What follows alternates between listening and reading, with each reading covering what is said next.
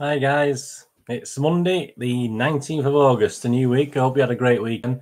Weather wasn't too bad. It's quite nice this morning at the moment. So even saying that, I hope you got out, enjoyed the bit of sunshine we got, and perhaps watched some films on telly at night or at the cinema. Just let me know in the comments what you watched, what you thought, played any games even. So just let me know. Anyway, it's Monday, so it's our regular look at DVD Blu-ray releases in the UK. I've got 1, 2, 3, 4, 7 today, so it's a busy day. I'll get on with it quite quickly. We've got a spy drama, a Star is Born type country music thing, a fantasy adventure, horror stroke thing. Oh, well, we'll talk about that in a bit. A family animation, another one, a gritty police thriller, an immigrant drama, and wildlife documentary, just to finish off, a little box set for something that's been on the telly but is out to buy now, and is probably worth you checking out. Right, let's get on with this. First thing, someone watched a few weeks. I've seen most of these films actually, so I can give you a point in the right direction. I watched this a few weeks ago. It's the lovely Judi Dench, with Sophie Cookson, who plays a young Judi Dench. There's a lot of flashbacks in this film. Stephen Campbell Moore, and there's a few familiar faces, obviously, to British viewers, and obviously American viewers will probably know some of these as well. The film's called Red Joan. It's a 12A rating, an hour and 41 minutes, which is about right for what it is. Classed as a biography, drama, romance. And it's the story of Joan Stanley, who was exposed as a KGB's longest-serving British spy. I think it's actually based on a civil servant called Melita Norwood, who died in 2005. So I think it's based on that story. Obviously, it's a lot of it's told in flashback. Obviously, Judi Dench plays the older heroine or infamous person, if you want to look at it like that, in this film. Let's just have a look at some of the reviews on IMDb, Internet Movie Database. It's getting a 6.2 overall rating on IMDb, which isn't great. So obviously there's going to be a bit of a mishmash. 5 out of 10 here. Be warned, although inspired by a true story, it is very far from the truth. So there you go. Poetic license. It's film after all. It's meant to entertain. So there you go. 7 out of 10. Interesting. Now 7 out of 10 is actually the score I gave it. So let's see what this person says. If you think you know all there is to know about the spy history since 1945, you will find this film pretty interesting and revealing. I have not heard about The Granny Spy until now, and it's a great melodramatic, historic flick made for the newest generations. I wouldn't particularly agree with that. I don't think the newest generations would stick with the film, to be honest with you. It's more drama than thriller. Obviously, if you want a fast action thing, I mean, watch the TV series, The Americans, things like this, that Tinker Tailor Soldier Spy, which is an incredible movie, obviously, that's been redone a couple of times. But yeah, this is more a drama, and looking at the romantic side of things, and how she gets, obviously, how a young girl can be coerced, and obviously when she's in love, fall in line with certain things, rightly or wrongly. So it's more a drama with a bit of romantic element to it. 3 out of 10, Red Moan, when it could have been so much more, so they didn't like it. 3 out of 10, a huge missed opportunity. 6 out of 10, nearly very good. I mean, yeah, this is similar to what I'm thinking.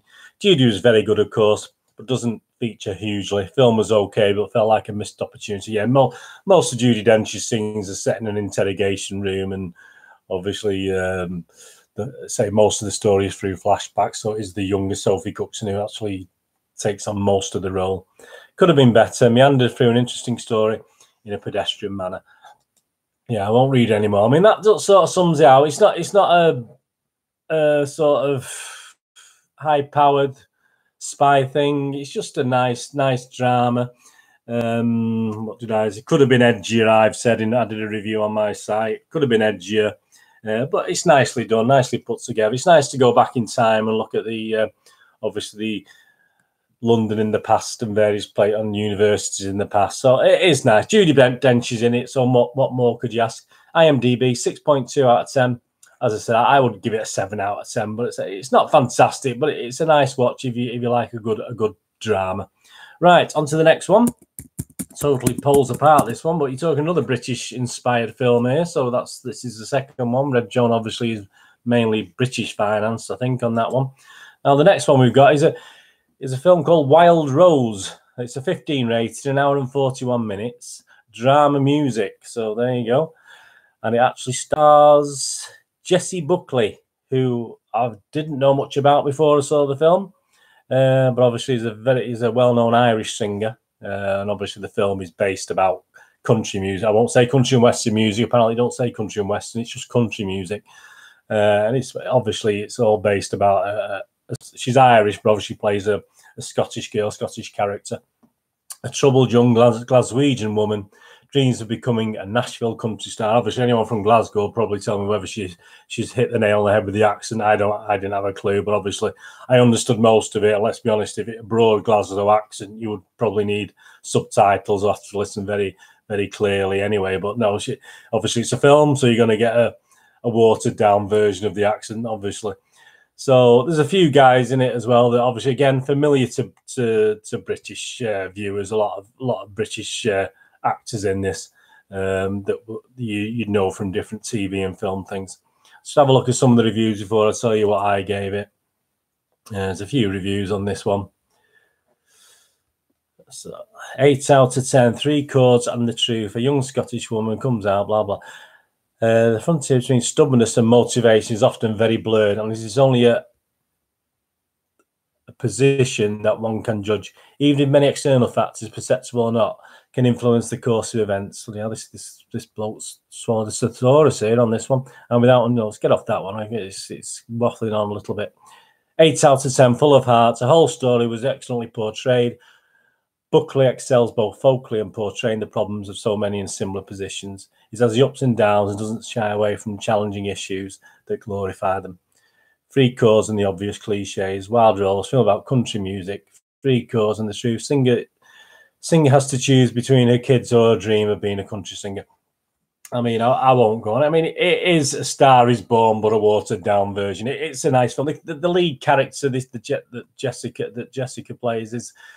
Jessie plays, not very likable for most of the film. I mean, it's not a true story, by any means. So you probably know how, you think you know how it's going to end, but there's a little bit of a twist at the end, but it's not great. But there's a couple of likable characters in it who are sort of, obviously the woman who takes Jessie under her wing is so a little bit naive, but obviously you can see she's doing her best, and obviously come from different worlds. But yeah, singing. I mean, there's a soundtrack to this you can get. It's really. I mean, some of the songs have me tapping my feet. I like all types of music anyway, and yeah, it's not A Star Is Born, but it's nice. Wild Rose.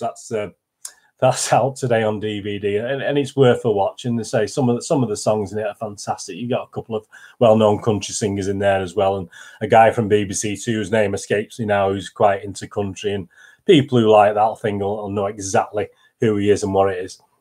Right, our next one is obviously, again, I've managed to see this one. I am left questioning why bother. To be honest with you, it's literally just a reboot of something I did like. And obviously, let me just get this one. This one's called Hellboy, which, let's face it, you've not seen the Ron Perlman original one, which is superb. I mean, I don't honestly see the point in this one. It's only getting a 5.2 rating out of 10 on the IMDb. It's a 15 rating, goes for 2 hours. It's a bit long for what you get. Action, adventure, fantasy. I mean, it is, as I said, literally it's similar. The only thing that saves it for me, just have a couple of look at the reviews. The only thing that saves it for me is Iain McShane role in it. Most of the other characters it's infinitely forgettable. I think it had a budget of $50 million, this, and obviously it's actually has only taken 41 approximately at the box office. So he's got to have to make some money on streaming and DVDs to make a profit, but it's no wonder. I mean, a couple of reviews here. 2 out of 10, terrible writing, weird directing, and awful CGI. Watching this, it feels like a 12-year-old wrote the screenplay by tacking together scenes that might look cool without giving any thought for what the dialogue would sound like when spoken out loud by human beings. Iain McShane does his best to sound convincing there. He agrees with me. Iain McShane obviously improves most things he does. So, but sadly, this is probably not going to be improved upon. The Wild Rose, by the way, I think I gave it that 7 out of 10. I'm not sure if I said that. Yeah, 7 out of 10 Wild Rose. Anyway, Hellboy. So Hellboy, before I read the next one, I give 6 out of 10. Which is watchable, but then again, probably on the basis you've not seen the original. 1 out of 10 here. Story was rushed, very little character development. Absolutely agree. I didn't feel invested in any of the characters, I say, apart from Professor Bloom, which was Iain McShane. 2 out of 10, 5 out of 10, 1 out of 10, 1 out of 10, 4 out of 10. I mean, you can see this. I mean, I've got a 7 out of 10 here. Let's just finish off with this one.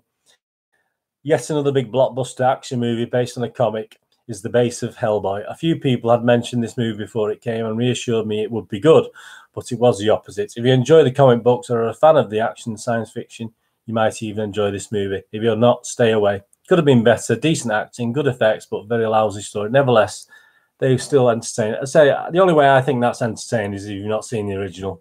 If you're not seen the original, go out and watch the original. Don't bother with this one, to be honest with you. Such a shame. I did give it 6 out of 10, so it is sort of watchable, as you say, on under different circumstances. But I'm sorry, it's I can't see the point, to be honest with you, that one. I don't think you could have saved the $50 million and give it to charity or something, you know what I mean? Or some, I don't know. Right, anyway, get off that one. Next one I'm going to look at is the animation of the week, which is animation as in the one that's come out this week. I'm not saying it's the greatest thing. And it's called Wonder Park. Animation, action, adventure. It's a PG, hour and 25. Right length of time, cracking, you know, not too long, not too short. Wonder Park tells the story of the amusement park where the imagination of a wildly creative girl named June comes alive. Some names. You've got Jennifer Garner's voice is used. Anybody else I can think of? Kenan Thompson. Now, apparently, this is the first thing he's done since Good Burger back in 1997 for Nickelodeon. So I mean, I think I've got posters for Good Burger, but I mean, I've not heard of Keenan and Kel, wasn't it? I've not heard of Keenan for a long time. This is the third thing he's done for Nickelodeon anyway. So yeah, Nickelodeon, you know what you're getting. Absolutely superb animation. Let me just get some of the critics' reviews on this one. Sorry, user reviews. I don't tend to look at critic reviews unless there's no user reviews available. I'll tell you now, this first review I look at on IMDb, 7 out of 10, which that's a review I gave it. Not a bad movie at all, but didn't quite live up to the hype. Yeah, Nickelodeon movies are back with another movie under their belts, this time back in animation once again, with the concept of a theme park brought to life by a young girl. Sounds promising and could be strong animated film, so I was pretty excited. With its perfect choice of music and beautiful visuals, the other trailers went in a comedic way, which didn't quite grab me. Yeah, I mean, the comedy didn't quite hit home to me, but otherwise it still got me interested.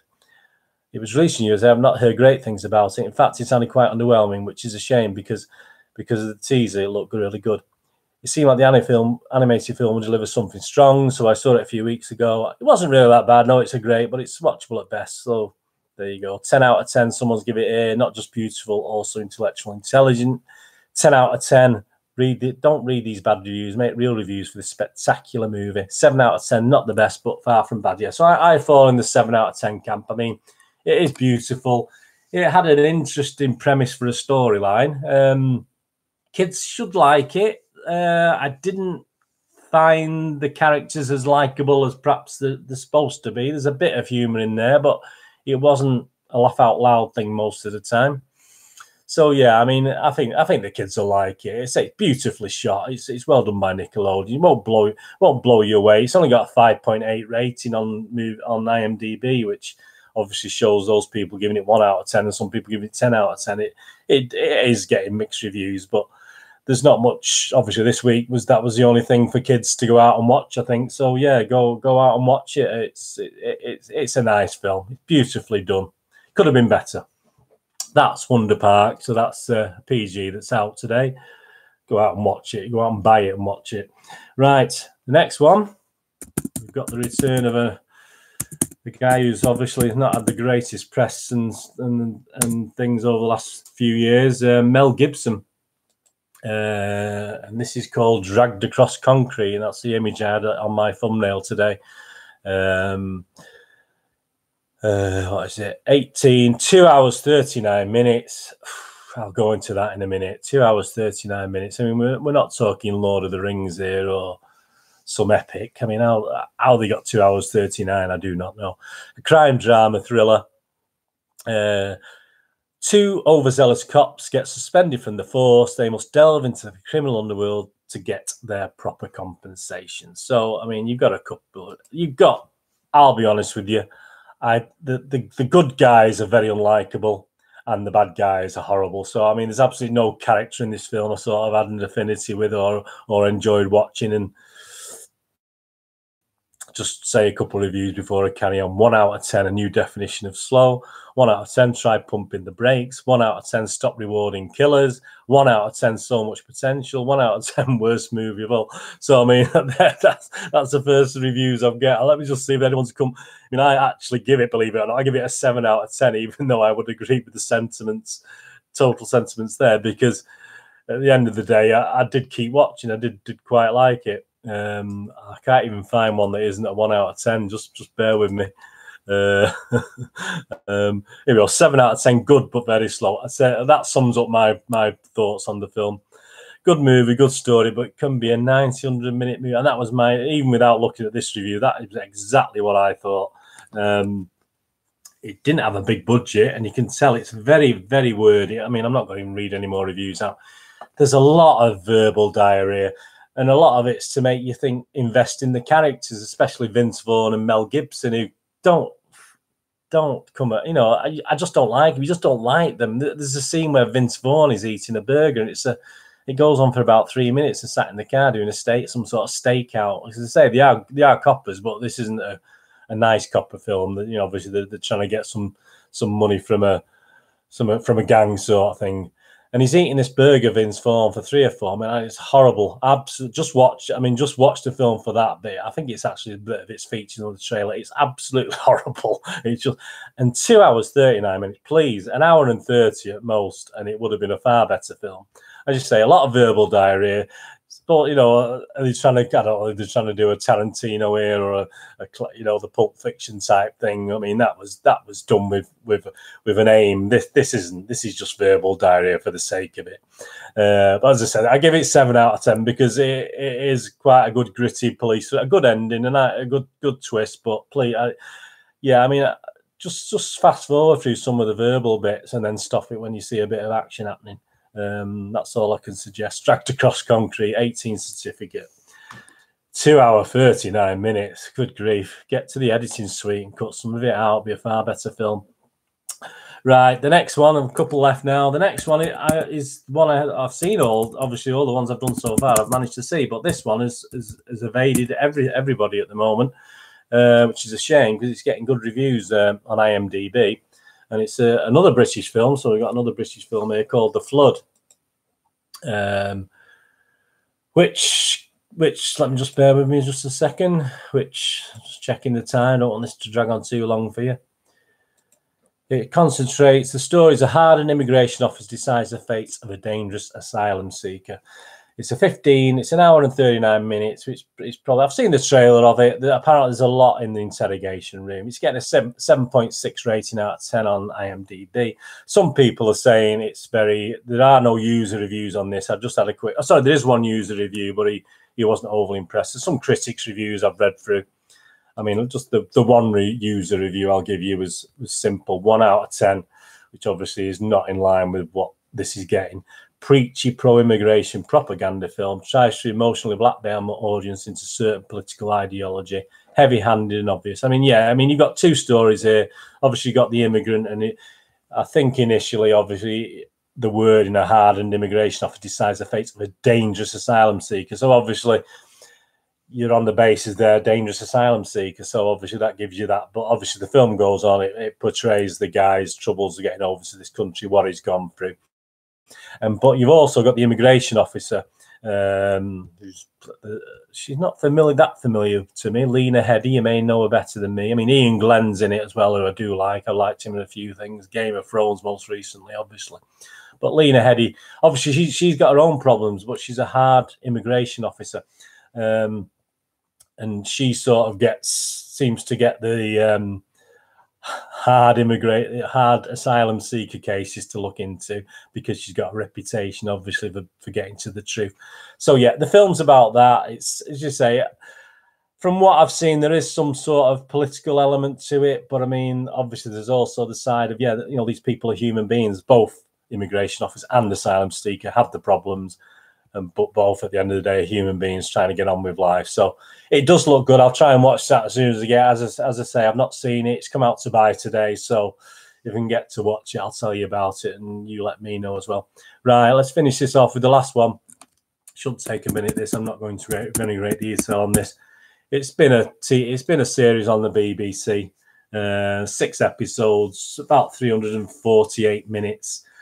I've seen some negativity on this, but I can only assume it's Attenborough fans who are missing him a little bit. And it's Serengeti.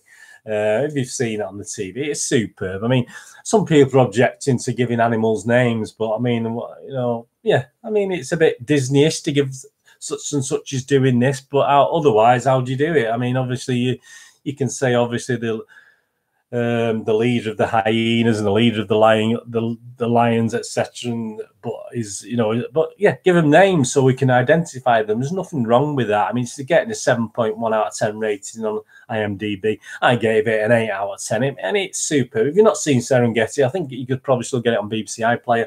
If you want to buy and keep it, then do it. I mean, it's a great thing. I say it's all the different animal factions, and obviously, you know, obviously it does tend to, it is graphic, but it does cut some out of the graphic things at times. You know, obviously real life where babies are being stolen and mauled are not very pretty. So it does cut things like that out a little bit, but you see the before and the after, so you know exactly what's going on. So, but it's great. I mean, I love Serengeti, and it's out to buy today on DVD Blu-ray. And if you don't want to buy it, go and watch it again on BBC Player.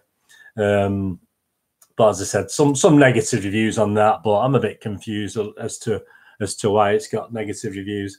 I think it was well done. Say it's not Attenborough, but it's well documented, and the voiceover is excellent. Right, a bit of a long one today. Obviously, with 7 films and the box, 6 films in the box set, I've had to be a bit longer with that. Anyway, give us a thumbs up below, subscribe. Push the notification button, ring the bell, so you know when I'm back on. I'll say I do 5 a week normally. Have weekends off just so I can watch some films. So follow me on Twitter at nostalgia_movie. Obviously on YouTube, I'm here on Burned and Iain YouTube. Have a look at some of that. I'll be doing a board game review of a 1970 Waddington's board game tomorrow. A game I played as a kid, and now I've got again, and quite nice to look back on it and look at the rules and just understand how to play the game, because it's a little bit of a not confusing, but obviously you just need to spend 5 or 10 minutes reading the rules before you play it. So I'll be looking at Waddington's game tomorrow. Obviously back on Wednesday with there's 3 cracking cinema releases. I'll be going over on Wednesday. I think there's 3 at the moment. I'll just make sure there's no more snuck in by the time I do it. Obviously Thursday I'll be looking at some more posters and some old movies you may want to rewatch, and obviously Friday I'll plan another little movie quiz for you. Anyway, so on Facebook I'm under Bernard and Iain with links to Movie Game Nostalgia. MovieGameNostalgia.com is my website. Just go on there. I do daily blogs and obviously all my stuff. And if you're after anything and you can't see it there, and you know, I can just give us a shout, email me. I can help you out with it. So I think that's about it. So have a good day. The sun's still out, and I'll enjoy my walk later. And I'll speak to you tomorrow with this game, and let's have a bit of fun with that. Okay, thanks for watching. All the best to you. Have a good one. Bye.